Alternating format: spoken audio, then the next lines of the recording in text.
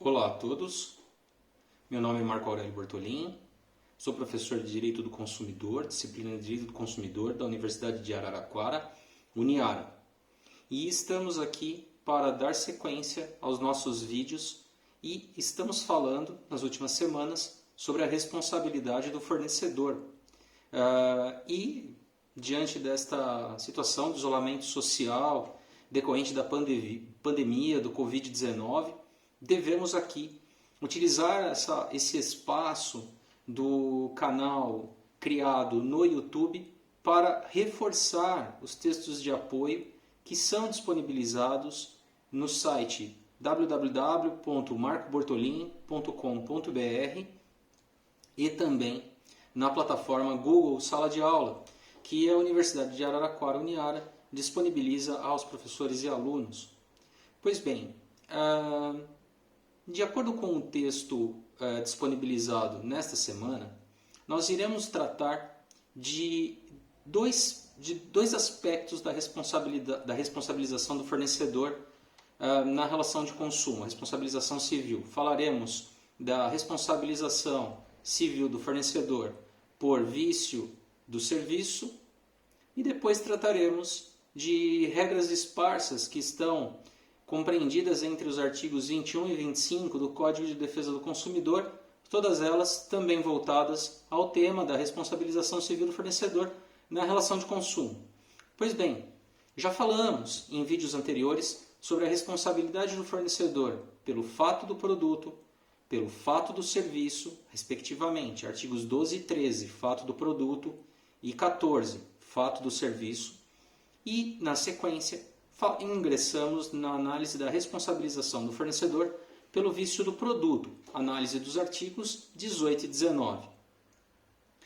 Começaremos então a falar, nessa primeira parte do vídeo, sobre a responsabilidade do fornecedor pelo vício do serviço, e isso já nos permite compreender que no regime legal específico, de tratamento legal específico da relação de consumo, pela Lei 8.078 de 1990, o Código de Defesa do Consumidor, nós temos as nuances de produtos e serviços compreendidas em um tratamento que determina quatro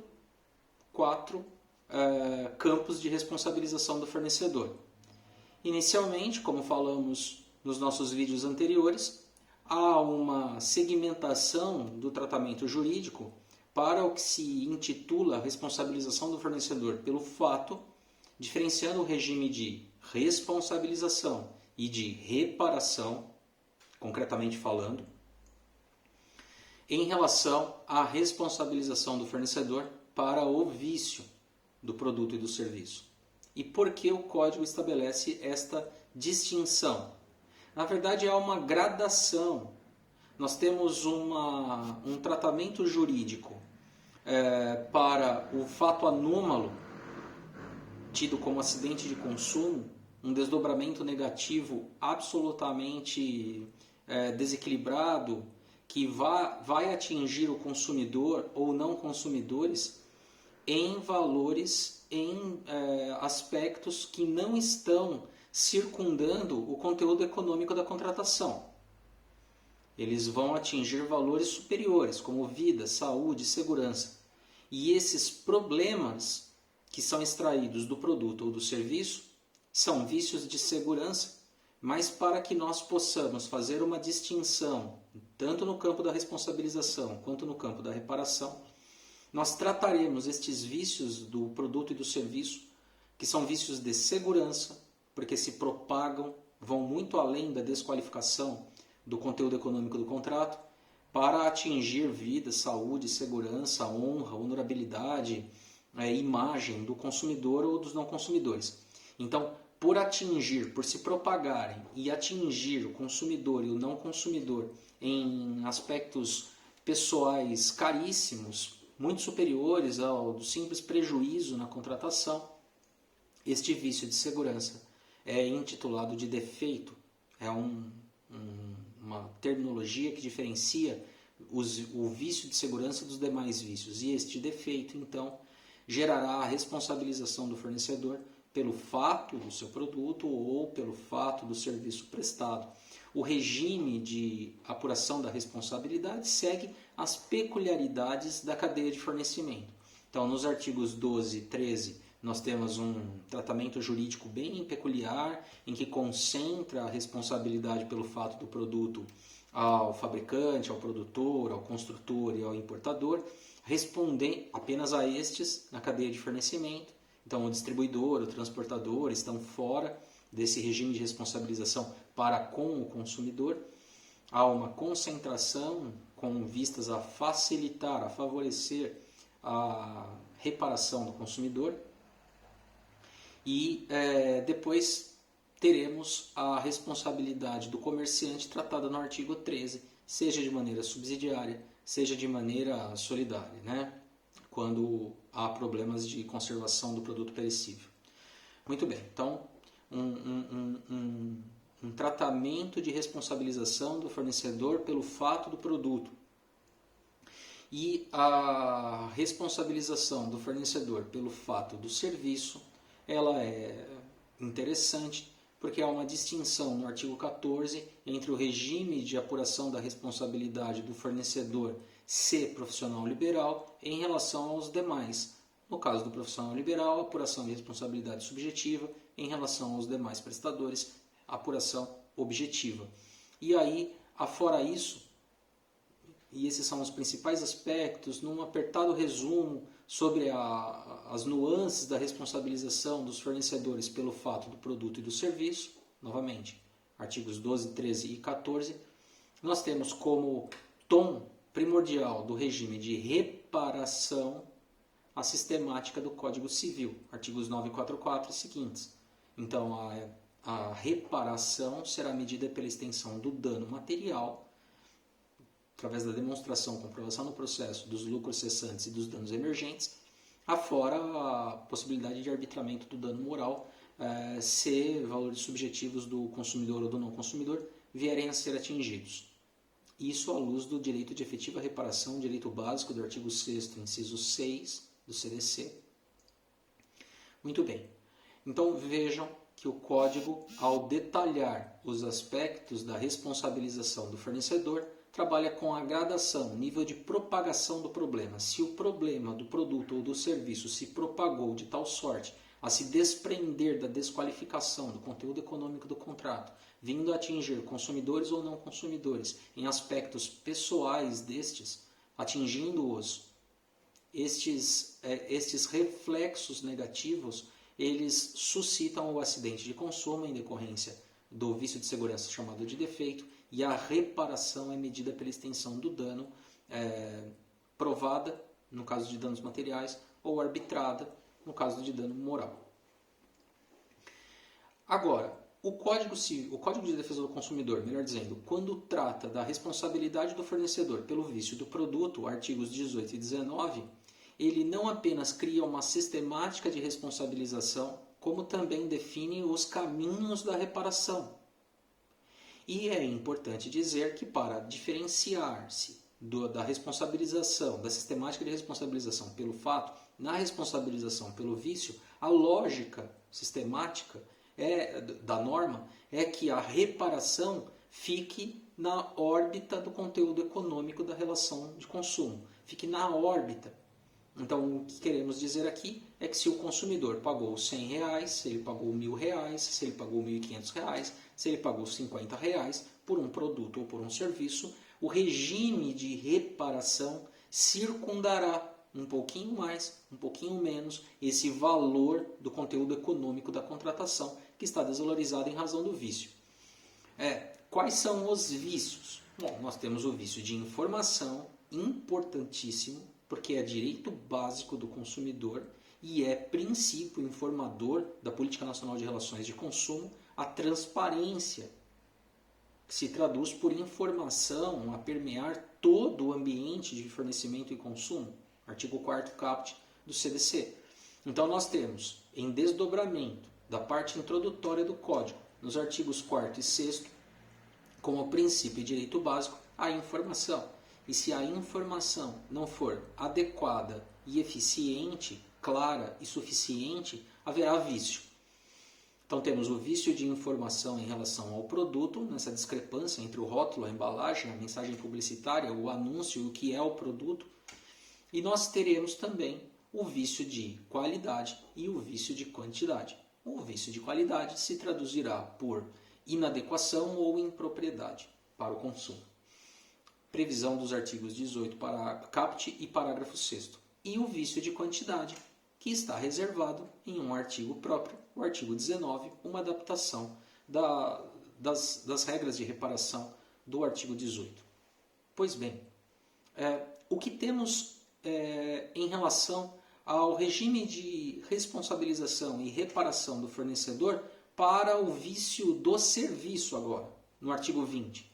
Muito bem, se nós compararmos a responsabilização, e nós agora temos uma base, através deste acompanhamento dos temas que se sucedem entre os artigos 12 e 20, nós chegamos ao artigo 20 com uma base de enfrentamento do regime de responsabilização e de reparação, responsabilização do fornecedor e reparação do consumidor pelo vício do serviço.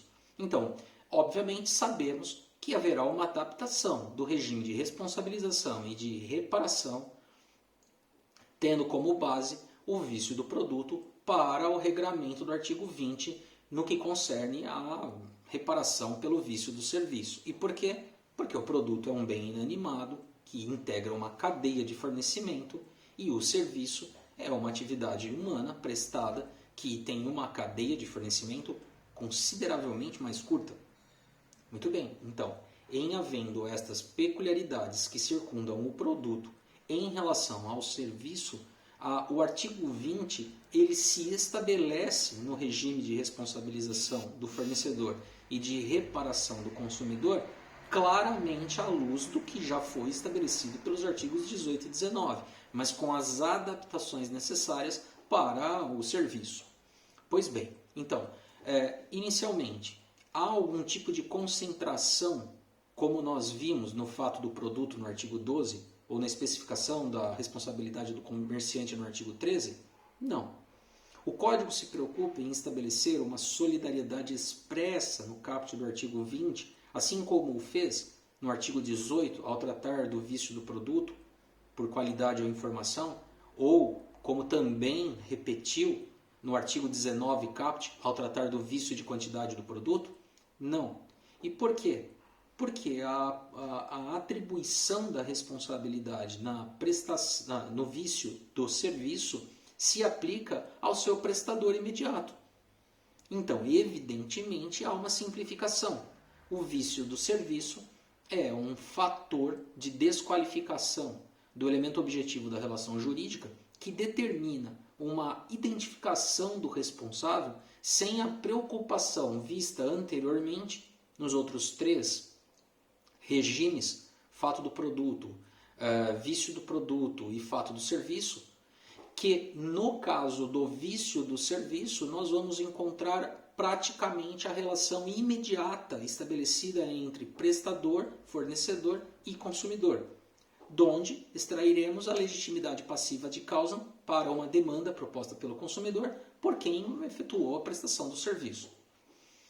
Pois bem, pode ocorrer alguma solidariedade? Pode. Se houver um fracionamento na prestação, evidentemente, se os dois prestadores contribuíram para a causação do vício, sem dúvida. E isso é resolvido pelo artigo 25 do CDC, falaremos daqui a alguns minutos. Mas se nós compararmos o caput do artigo 20 com o caput do artigo 18, com o caput do artigo 19, vamos ver que o legislador ele estabeleceu uma indicação no artigo 20 de responsabilidade primária do prestador imediato. Muito bem. Qual é outro aspecto a destacar aqui? A redação do artigo 20, ela se apresenta um pouco mais concentrada em relação ao que vimos para o vício do produto nos artigos 18 e 19. A leitura do artigo 18 mostra claramente no caput uma indicação de vício de informação por disparidade objetiva entre o conteúdo informacional da mensagem publicitária, do rótulo, bula, embalagem e as características do produto. Artigo 18 caput. e uma indicação bastante clara de vício de quantidade no caput do artigo 19, fazendo uma distinção entre o vício de informação do artigo 18 caput com o vício de quantidade do artigo 19 caput. E ainda, no artigo 18, havia o detalhamento do vício de qualidade, que do artigo 18 caput devemos fazer uma interpretação conjunta com os conceitos do parágrafo 6º do artigo 18.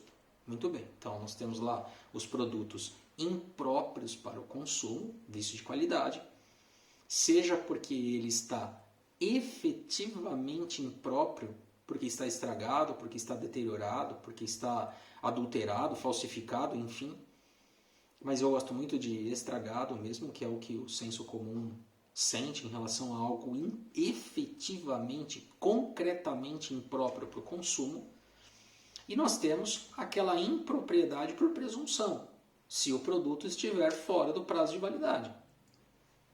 Não necessariamente será necessário periciar o produto. Presumimos a sua impropriedade em razão de ter ultrapassado as normas técnicas que determinam o prazo de validade. Muito bem. Então, impropriedade por presunção e impropriedade concreta, quando o produto está realmente, vamos falar genericamente, estragado. E nós temos ainda a inadequação. Eu particularmente acho que inadequação ela é melhor compreendida como fator de vício se nós considerarmos a inadequação um gênero de mesmo patamar que a impropriedade. Então, a inadequação para o consumo, ela não envolve aspectos da impropriedade da essência do produto, não é impróprio, mas a partir da ótica de buscarmos um resultado para a aplicação daquele produto, ele é inadequado, ele não atinge a finalidade almejada, que é um conceito bem próprio lá do direito civil para vícios redibitórios. O Código de Defesa do Consumidor traz inadequação inserido como espécie de impropriedade e, na verdade, não me parece o melhor resultado, porque vimos que há vícios de qualidade que tornam o produto inadequado sem ser impróprio para o consumo. Né? Então, gosto muito de falar em sala de aula. Eu compro uma bicicleta infantil com motivos, adereços infantis, ela não é imprópria, ela é inadequada. Por quê? Porque tem um elemento finalístico no meu presente. Eu vou entregar a bicicleta com aqueles motivos para uma criança que gosta daqueles motivos. Se eu recebo lá na hora de sair do estabelecimento uma caixa com aqueles grampos fechada, caixa opaca, e dentro tem uma bicicleta totalmente própria, ela não está frágil, ela não está insegura, ela está totalmente própria, mas ela está inadequada para o fim, nós teremos então uma inadequação que não se confunde com impropriedade, de sorte que eu não posso realmente entender a inadequação como uma espécie de um gênero tido como impropriedade. Melhor considerarmos dois gêneros. Um gênero que é impropriedade do produto, que se biparte em impropriedade presumida por prazo de validade vencido, ou concreta por adulteração, por estar estragado, por estar deteriorado, por estar apodrecido. E a inadequação, que é um gênero vago. Qualquer problema que determine que o produto não atinja a finalidade para o qual ele foi adquirido, para o qual ele foi vendido, para o qual ele foi comercializado, será inadequado, consequentemente haverá vício de qualidade. Então temos vício de informação no artigo 18 caput, vício de qualidade no artigo 18 parágrafo 6º e vício de quantidade no artigo 19. Esta lógica do artigo 18 e 19 é adaptada no artigo 20, no conceito de vícios do serviço. Então, partindo da premissa, acompanhando o disposto no artigo 20, nós vamos encontrar lá a identificação bem assim clara do vício de informação no serviço e do vício de qualidade. Aí a previsão do artigo 20 caput tem que ser estudada em conjunto com o seu complemento do parágrafo 2º. E aí, então, nós vamos notar que o código novamente mistura um pouco os conceitos de impropriedade com inadequação.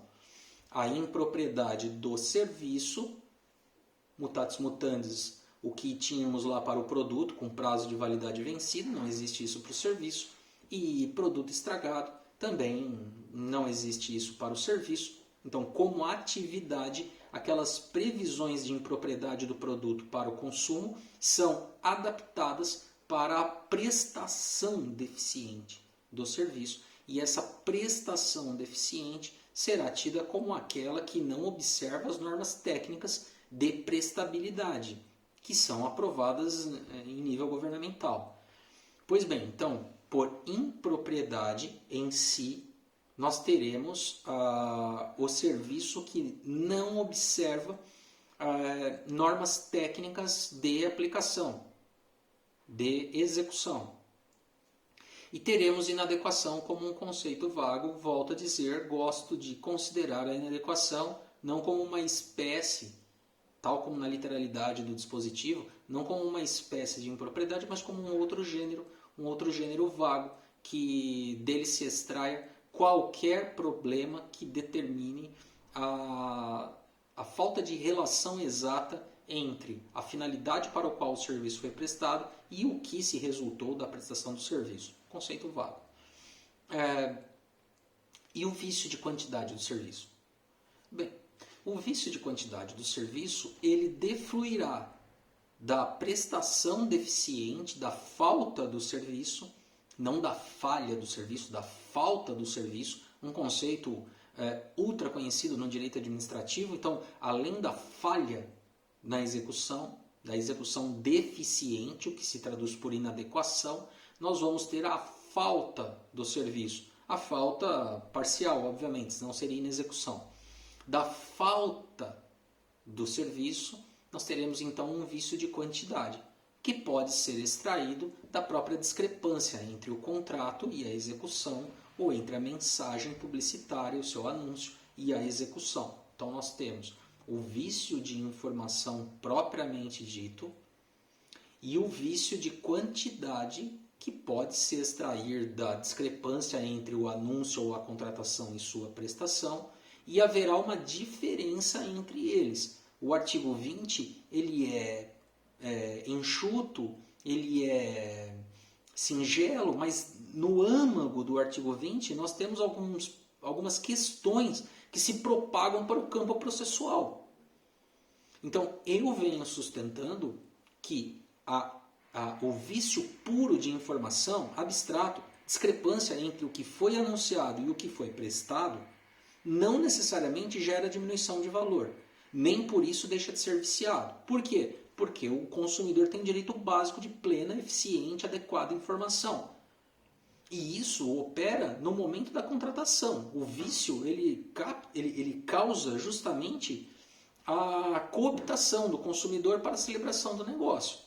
Depois é totalmente irrelevante discutir se o serviço era desqualificado ou se o serviço não era desqualificado, se ficar demonstrado claramente no processo que há uma discrepância objetiva entre o que foi anunciado e o que foi prestado. A alegação defensiva em contestação de que não há falha no serviço e que para o que o serviço se propunha foi atingido pelo consumidor, isso é totalmente irrelevante se houver realmente uma divergência entre o anúncio e a prestação em si. Esse é um vício de informação puro, totalmente abstrato, desconectado da desvalorização final do serviço. Agora, pode existir uma divergência entre o que foi anunciado e uma falta do serviço, e obviamente, por um serviço prestado a menor, haverá um reflexo no valor pago pelo produto, obviamente, do serviço, obviamente. Então, temos aqui distinções entre, e me parece muito importante, porque no vício do produto nós temos um facilitador que é a colocação do vício de quantidade e o tratamento dele no artigo 19. Já no artigo 20, ele está totalmente compreendido dentro de uma redação, repito, enxuta.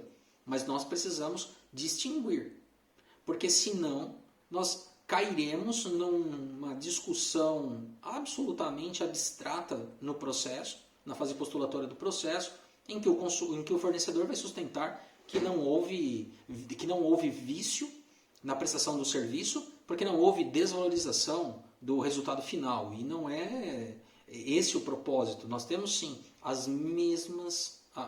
mesma origem da responsabilidade do fornecedor, seja para o produto, seja para o serviço. A questão que repousa no vício do produto e no vício do serviço são problemas que se identificam como vícios que transcendem o inadimplemento, estamos aí no campo do adimplemento, e por este vício da fase pós-contratual nós vamos extrair vício de informação puro, vício de quantidade e vício de qualidade. Com a ressalva de que em relação ao vício de qualidade, nós temos aqui particularmente, né, a doutrina também, algumas críticas em relação a esse tratamento da inadequação como aparentemente uma espécie de impropriedade, o que não é exatamente correto. Portanto, precisamos entender o sentido, o alcance sistemático da norma e não simplesmente ficarmos presos à sua literalidade. Bem, ainda no campo do artigo 20, então nós temos uma simplificação de responsável, será o prestador imediato. Nós temos uma identificação do vício por qualidade, quantidade e informação, que gera consequências no campo probatório.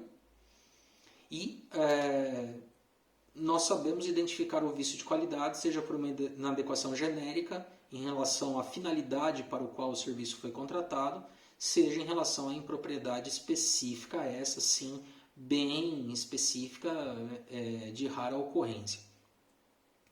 Resta ainda na estrutura do artigo 20 o parágrafo 1º. O parágrafo 1º do artigo 20, ele traz uma alternativa de satisfação e atendimento das necessidades dos consumidores que estão diante de vícios do serviço através da reexecução por terceiros. O parágrafo 1º do artigo 20 é mais uma intenção do legislador do que propriamente uma solução endoprocessual. E por quê? Porque se nós considerarmos a obrigação de fazer refletida no artigo 84 do Código de Defesa do Consumidor, consideremos que o contrato determina que o prestador execute algo e o consumidor pagou por isso. Se nós buscarmos a execução específica da obrigação, o Poder Judiciário, provocado pelo consumidor, poderá lançar mão de medidas judiciais para compelir o devedor ao cumprimento da obrigação de fazer. Se nós pensarmos que aquela solução processual do artigo 84 do Código de Defesa do Consumidor, sobretudo no seu caput, se conecta à previsão do artigo 20, parágrafo 1º, com uma medida judicial atípica, não está lá no artigo 84, com uma medida judicial para compelir o devedor ao cumprimento forçado da obrigação, através do que? Através do que vimos aqui no parágrafo 1º do artigo 20, ou seja, a determinação para que um terceiro assuma a carga obrigacional, para que este terceiro, então, preste o serviço ao consumidor, para que, então, depois ele se volte nos créditos decorrentes dessa prestação em face do prestador originário. Ora, convenhamos, embora seja, repito, uma boa intenção do legislador, é de difícil aplicação prática, porque não consideramos assim muito plausível que um prestador que não é parte no processo aceite, mesmo que convidado, indicado nos autos pelo consumidor, que ele aceite prestar o serviço ao consumidor para se subrogar no crédito do consumidor em relação ao prestador originário que está em mora inadimplemento. Então, me parece de rara aplicação prática. Deveríamos considerar aqui uma margem de lucro gigantesca, uma questão particular, totalmente pessoal, uma questão realmente pessoal que impede o fornecedor de faz com que ele não preste o serviço para o consumidor e se mantenha totalmente solvente, totalmente apto a resolver aquela demanda judicial, restituindo ao colega prestador, que não era parte no contrato, porque o colega prestador assumiu esta obrigação de prestar e, consequentemente, poderá receber do prestador originário. Convenhamos, é bonito, é uma boa intenção, mas não tem assim grande reflexo prático. Tem enquadramento processual, mas não tem grande reflexo prático. Diria que não é utilizado, né, na prática. Muito bem. Então, essas são as considerações da responsabilidade pelo vício do serviço. Realmente mais simples.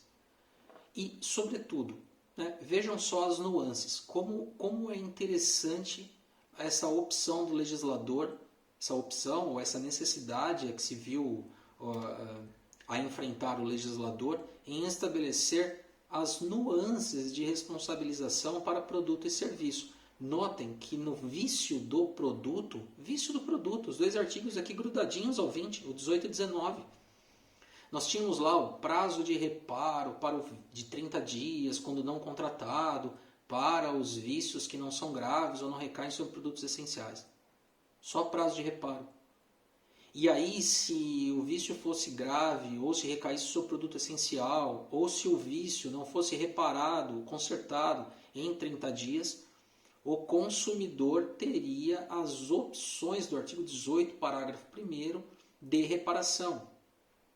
E aí, então, em uma responsabilização objetiva solidária dos fornecedores, ele poderia optar pela redibição, mais perdas e danos, pelo abatimento proporcional do preço, ou então pela substituição do produto por outro de mesma marca e modelo, ou, se não fosse possível esta alternativa, escolheria o consumidor outro produto, sempre a iniciativa do consumidor, escolheria outro produto, pagando a diferença se fosse mais caro, ou recebendo a diferença se fosse mais barato.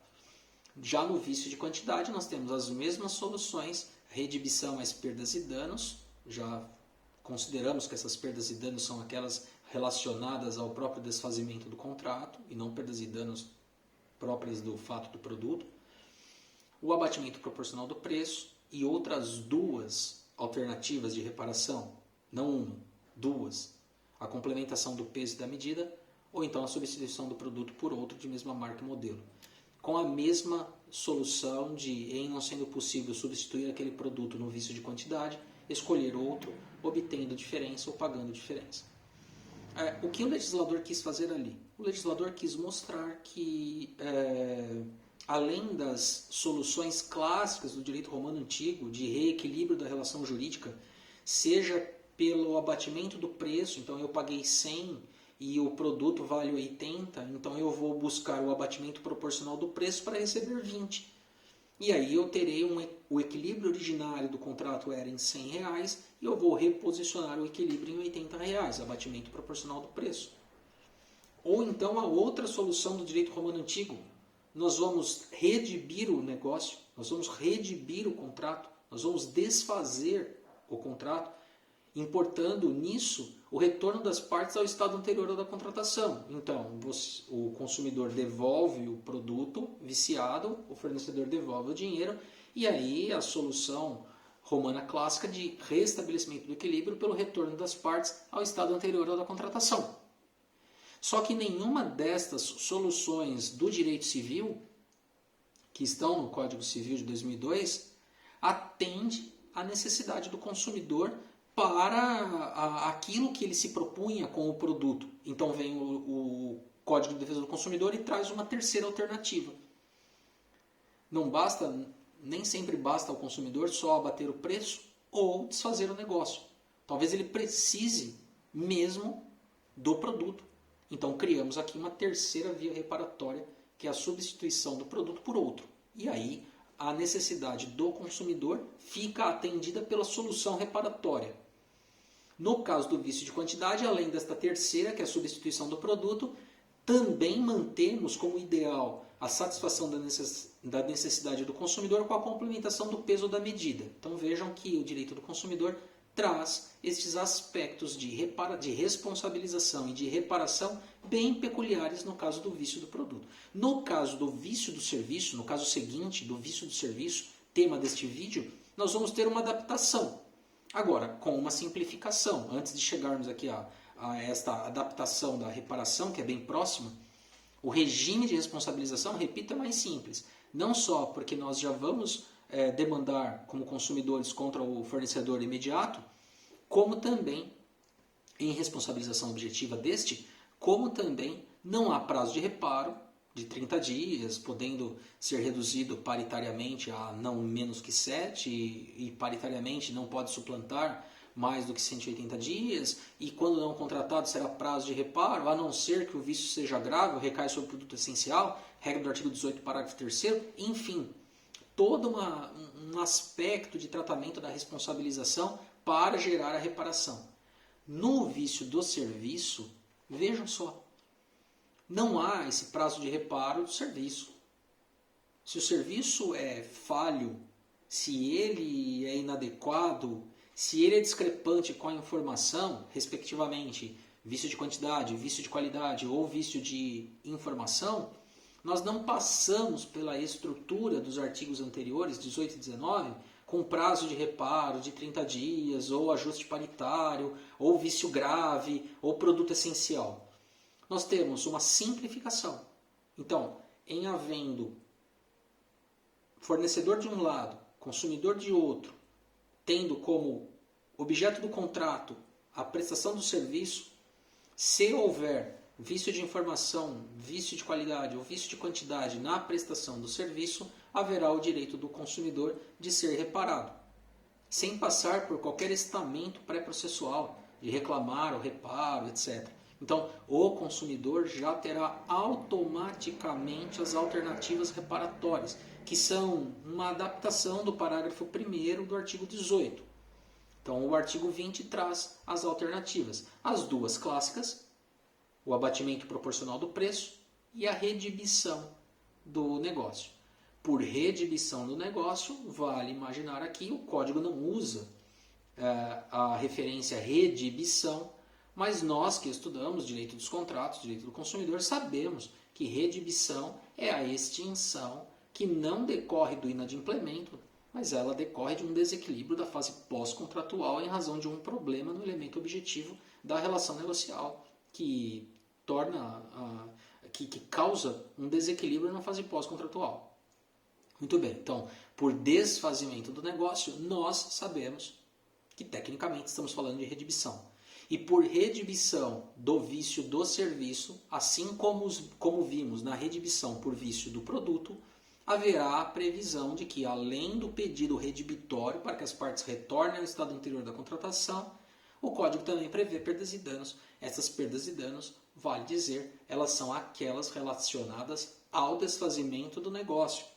Ligações que foram feitas, deslocamentos por táxi, por utilização de veículo próprio com gasto de combustível, postagem de carta, etc. Então, os dispêndios com o desfazimento.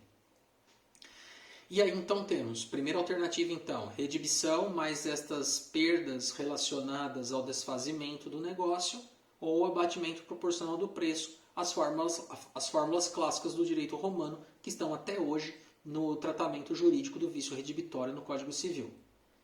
E temos uma adaptação da terceira hipótese, que é de reparação, tal como lá no vício de qualidade do produto, ou de informação do produto, nós temos aqui no vício de serviço, que é a reexecução do serviço.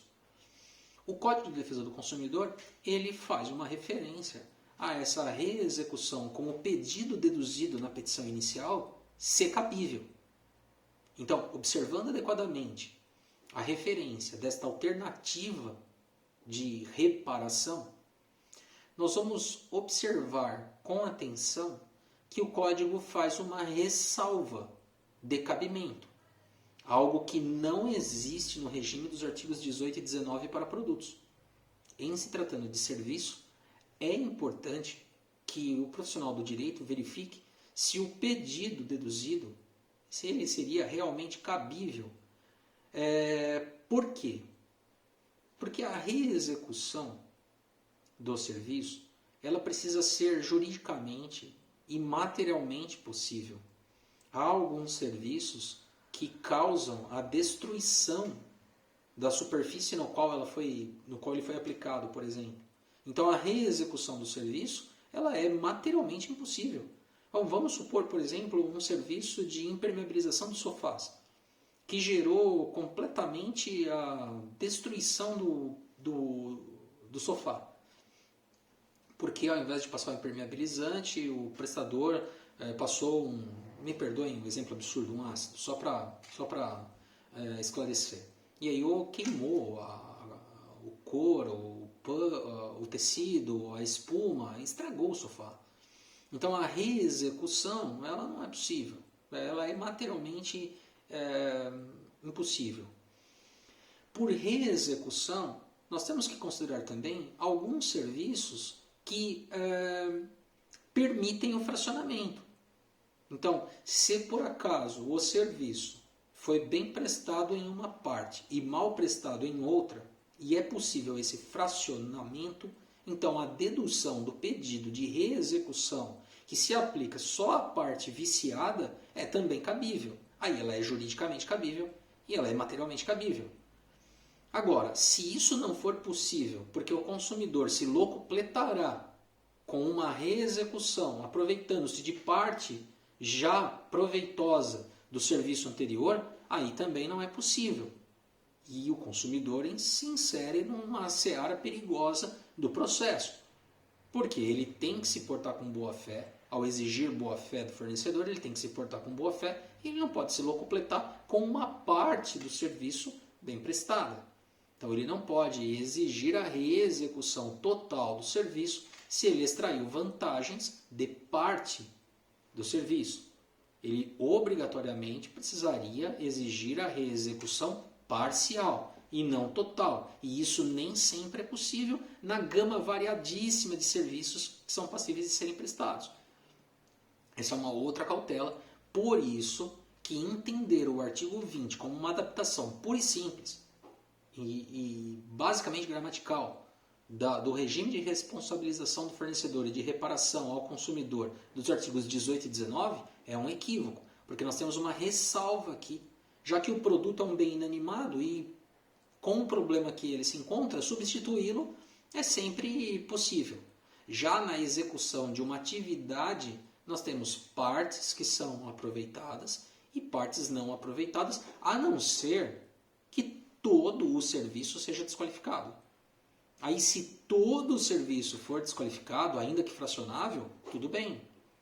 Então, esta cautela precisa ser tomada em relação ao pedido de reexecução. Seja para verificar se é possível a reexecução, seja para verificar se não há enriquecimento indevido de quem está pedindo. Muito bem. Então, nós temos estas nuances do serviço. Ele é mais simples, a meu ver, ele é mais simples no campo de responsabilização do fornecedor, e é mesmo, mas ele tem um aspecto de certa cautela na formulação dos pedidos de reparação, e estou falando basicamente da formulação do pedido de reexecução à luz do seu cabimento jurídico e material. Muito bem, então eram essas as considerações que eu queria fazer a respeito do artigo 20. E com isso, nós passamos pelos 4 regimes dos vídeos anteriores: fato do produto, fato do serviço, vício do produto e agora vício do serviço. Pois bem, terminamos? Não. O código traz algumas regras esparsas para o regime de responsabilização dos fornecedores em relação ao fato e ao vício de produtos e serviços. Artigos 21 a 25.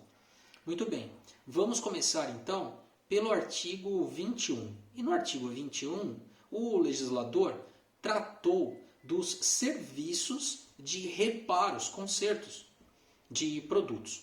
E ao fazê-lo, o legislador ele lançou mão de uma regra que principiou severa, educativa para o mercado de fornecimento, para esse segmento de concertos, estabelecendo que, afora o que foi contratado entre fornecedor e consumidor, nós teríamos sempre a obrigação implícita do fornecedor de aplicar ao conserto do bem peças ou componentes originais do fabricante e novos. Originais e novos, mesmo que não contratado. Esta obrigação. Por quê? Porque teríamos essa obrigação tão relevante para a segurança das pessoas que seria uma obrigação implícita.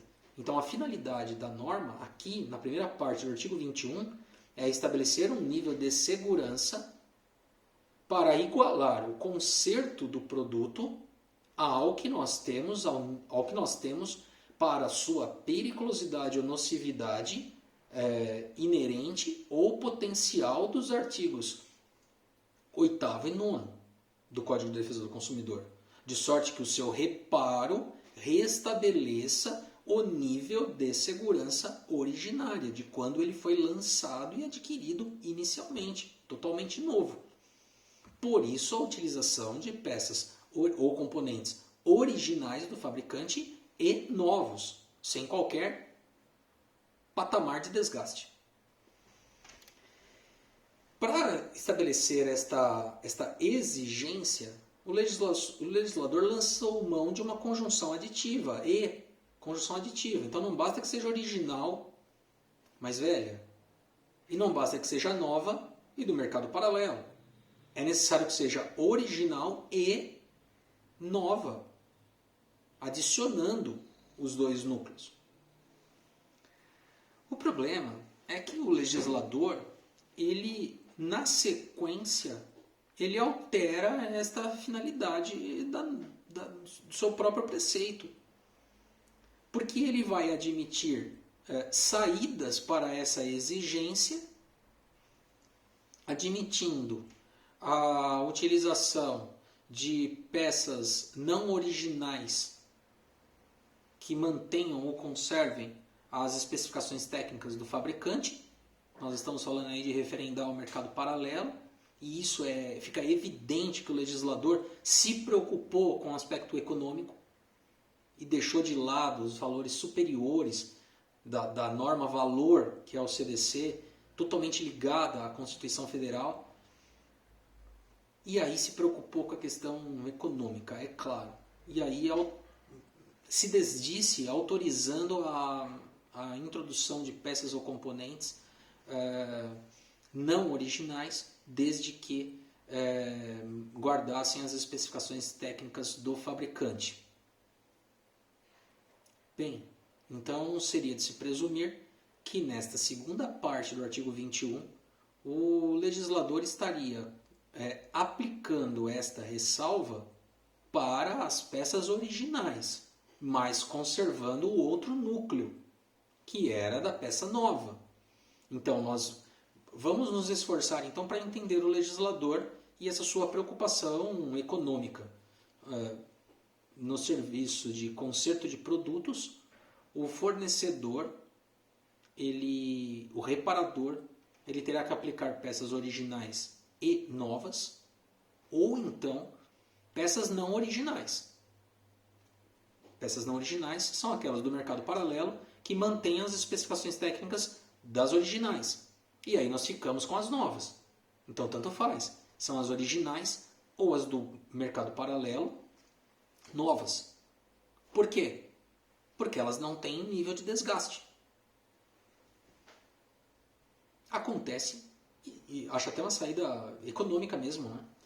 Acontece que o artigo prossegue e ele ressalva a autorização em contrário do consumidor. Ora, autorização em contrário do consumidor? Nós temos uma norma de ordem pública.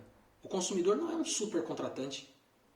Ele é um contratante presumivelmente vulnerável que precisa da relação de consumo para o atendimento de suas necessidades básicas, mas nós não podemos considerar que o consumidor seja alguém dissociado do nível de segurança que é de se exigir para produtos que estão sendo colocados em circulação. Nós podemos estar falando de uma máquina de lavar roupas, mas podemos estar falando de uma van escolar.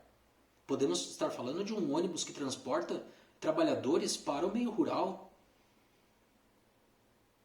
Então, seria mesmo de se considerar que esta última parte do artigo 21 autoriza que se utilize peça original ou do mercado paralelo, em qualquer dos casos novas, ou então no silêncio, na existência de uma autorização expressa do consumidor, o fornecedor acaba sendo um elemento solto no meio social, capaz de estar autorizado a aplicar qualquer gambiarra no produto, aumentando o nível de sua periculosidade, gerando riscos às demais pessoas, ao próprio consumidor e às demais pessoas. E isto o determinaria sua exclusão do campo de responsabilidade? Acreditamos que não. Então, se porventura no conserto do produto for aplicada peça não original e não nova, porque nós não vamos saber qual é o nível do desgaste, sem autorização do consumidor, o fornecedor será responsável pelo vício e, se o problema se propagar, pelo fato. Se houver autorização do consumidor, aí eu acho que o legislador pecou por não explicar. Se houver autorização do consumidor, no campo interpartes, o consumidor não poderá reclamar pelo vício, já que ele decididamente contribuiu para aquela, me perdoem a expressão chula, gambiarra. Agora, se mesmo existindo autorização do serviço vier a ocorrer um acidente de consumo atingindo outras pessoas, o fornecedor não se eximirá de responsabilidade para as vítimas do evento. E eu sustento, inclusive, para o próprio consumidor. Por quê? Porque a norma é de ordem pública, que trata da responsabilidade pelo fato do serviço, artigo 14, e ela não é afastada pela autorização em contrário do consumidor. Então, nós que passamos nos últimos vídeos tratando de cada regime específico de responsabilização e vimos que, tirando o profissional liberal, todos respondem objetivamente: fato do produto, fato do serviço, vício do produto e vício do serviço, tirando o profissional liberal, tudo por norma de ordem pública, sempre lembrando do artigo 1º do CDC, não será autorização em contrário do consumidor que afastará a responsabilidade do fornecedor, sobretudo pelo fato. Apenas haverá impacto interpartes na relação interna do contrato se o consumidor se arrepender de ter dado autorização para a aplicação de peça ou componente não original e não novo, ou não nova.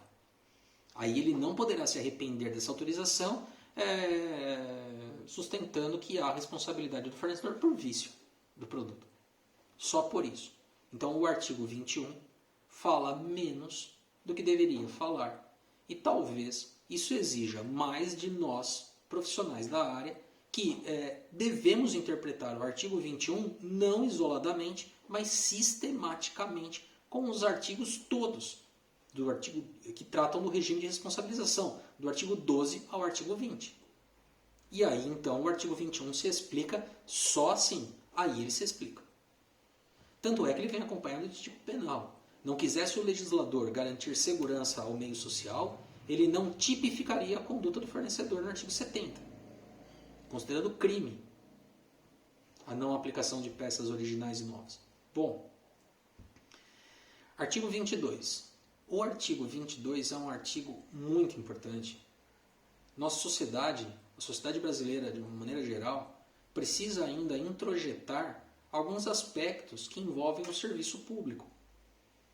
Nós sabemos que os serviços públicos eles são prestados coletivamente ou individualmente. nos serviços prestados individualmente, a sua remuneração ela é direta por preço público ou tarifa. Nestes serviços em que há essa relação comutativa entre o que eu pago e o que o serviço público me dá, essa troca direta, haverá essa comutatividade que é bem própria lá dos contratos de direito privado, e neste aspecto, na remuneração do serviço público por preço público ou tarifa, porque há uma correlação entre prestação e contraprestação, tanto é que quem não usa aquele serviço não paga e quem usa paga. Nesta relação comutativa própria dos contratos bilaterais, é óbvio que há o poder público atuando diretamente ou indiretamente, e nestes campos em que ele atua direto ou indiretamente, ele é fornecedor, à luz do que estabelece claramente o artigo 3º, caput do CDC. Se o poder público diretamente, ou através das suas concessionárias, permissionárias, por aqueles particulares que se inserem no campo da prestação do serviço público, se nós temos realmente nestas prestações uma relação de consumo, nós devemos ter um cuidado maior com o serviço de natureza pública, um cuidado em relação à sua eficiência, em relação à sua melhoria constante, tal como estabelece o artigo 4º como um autêntico princípio da Política Nacional de Relações de Consumo, porque na origem do serviço nós temos recursos públicos. Então, evidentemente que eles devem primar por eficiência e melhoria constante, e não o contrário. Não é? Então, estamos falando do transporte público, que deve primar pela eficiência, pela pontualidade, pela limpeza, pela higienização, pela climatização, pelo maior número de... isso apenas pegando como exemplo o transporte, adequando ao volume de pessoas. Então, é de se esperar que o serviço público obedeça o princípio informador do artigo 4º de melhoria constante e eficiência. Aliás, isso está estabelecido na própria Constituição Federal, no artigo 175.4. Então, é realmente algo importante. Muito bem, quando falamos de serviço público no artigo 22, como relação de consumo, nós temos 4 critérios, e aí adequação, eficiência nós já falamos, adequação e segurança, então são 4. Adequação, segurança, eficiência, adequação, segurança, eficiência, adequação, segurança e, em relação aos essenciais, continuidade. Muito bem, eficiência, óbvio, se a origem dos recursos é pública, se o prestador tem lá na sua origem uma construção pública, evidentemente ele precisa ser sempre eficiente para a otimização dos recursos, para a satisfação do público usuário final. Em relação à adequação, ora, se os serviços privados eles precisam ser adequados, porque se forem inadequados são viciados, é óbvio que o público segue a mesma lógica. Então, se ele não for adequado, será inadequado, portanto viciado na sua qualidade. Ele precisa ser seguro. Lógico, porque se ele for mais inseguro do que seria a periculosidade inerente ou potencial, nós teremos então um serviço provocando acidentes de consumo, vício de segurança, defeito que gera responsabilização pelo fato. Adequação, vício. Segurança, fato. E em relação aos essenciais, eles devem ser contínuos. Me recordo que o CDC, nos seus primeiros anos de vigência, ele gerou até algum debate sobre o corte no fornecimento de serviços essenciais, água, esgoto, energia elétrica, por falta de pagamento, em razão da previsão do artigo 22, serviços essenciais que deveriam ser contínuos. E aí surgiu um debate durante um curto período se esses serviços essenciais poderiam ser alvo de interrupção unilateral por parte das concessionárias ou do próprio poder público ou não, já que eles deveriam ser contínuos. Bem, hoje já não se discute mais isso, porque pacificou-se o entendimento de que essa continuidade do serviço essencial se aplica em relação à oferta e não propriamente em relação à relação comutativa, contratual, que se tem para contratos que estão em desequilíbrio por mora inadimplemento causados pelo próprio consumidor. Se os consumidores não efetuassem o pagamento da fatura de energia elétrica ou de gás encanado ou de telefonia, enfim, e se não fosse possível interromper a prestação do serviço, haveria um desequilíbrio. E a consequência seria o aumento da tarifa ou do preço público para os outros que estão pagando. Então, isso está totalmente superado. Artigo 23. O artigo 23, ele trata de ignorância do vício. Bom, o regime de responsabilidade é objetivo, portanto, se o fornecedor sabia que havia vício, ou se não sabia que não tinha vício o seu produto ou o seu serviço, é absolutamente irrelevante. Então nós temos como aplicação a norma de ordem pública que prescinde aí da existência de conhecimento do fornecedor a respeito do vício. O artigo 23, ele é um preceito didático de reafirmação de algo que nós já construímos no regime de responsabilização do fornecedor entre os artigos 12 e 20. O artigo 24, ele é bem simples. Ele também é uma derivação do caráter do CDC como norma de ordem pública. Não importa que não está previsto no contrato de consumo e também não vale cláusula que exclua da relação de consumo a garantia legal de produtos e serviços. Esta garantia dos artigos 12 a 20. Se o contrato for de adesão, já não seria possível mesmo à luz do artigo 7º caput do CDC, que nos conecta com o artigo 424 do Código Civil. A cláusula seria absolutamente abusiva e, portanto, nula, sem qualquer validade. Numa contratação paritária, também, porque, como dissemos lá no artigo 21, não será a cláusula que afastará a incidência da norma. Então, o artigo 24 é uma norma de reforço. O artigo 25, ele ressalta a solidariedade para aqueles fornecedores que contribuíram para a causação do problema ao consumidor. E nós temos uma referência no parágrafo 2º muito importante para o fornecedor que incorpora ao seu trabalho a peça que ele não fabrica, ou então ao fabricante que incorpora ao seu produto composto peça que ele não fabrica. E aí nós temos, seja para o serviço, seja para o produto, que é resultado da inclusão, da incorporação de peças, o campo do risco da atividade. Então, para o fornecedor incorporador das peças produzidas por outro fornecedor, haverá a inserção daquele risco da atividade da produção da peça no próprio risco da atividade do fabricante ou do prestador de serviço. Então, teremos aí uma aplicação de solução de solidariedade, mas é importante dizer que não excluirá a responsabilidade do fornecedor que incorpora ao seu serviço ou ao seu produto peças fabricadas por outrem.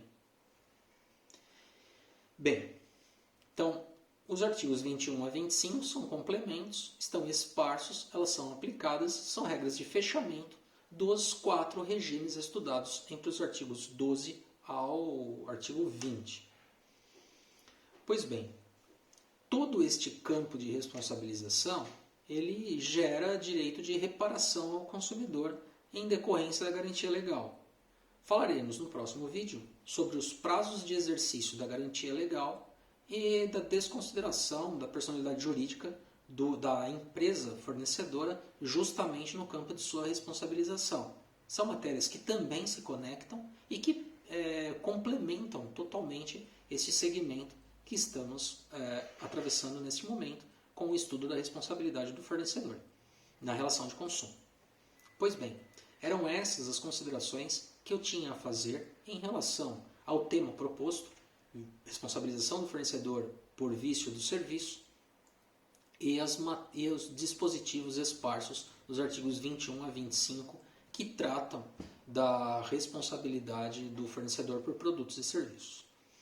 Eu encerro aqui, reforçando mais uma vez o meu profundo desejo de que todos estejam bem, todos que assistam esse vídeo estejam bem, seus familiares, seus amigos, as pessoas queridas, neste período de isolamento social e de enorme preocupação com a propagação do vírus, do coronavírus. Muito obrigado pela atenção, até o próximo vídeo, um abraço.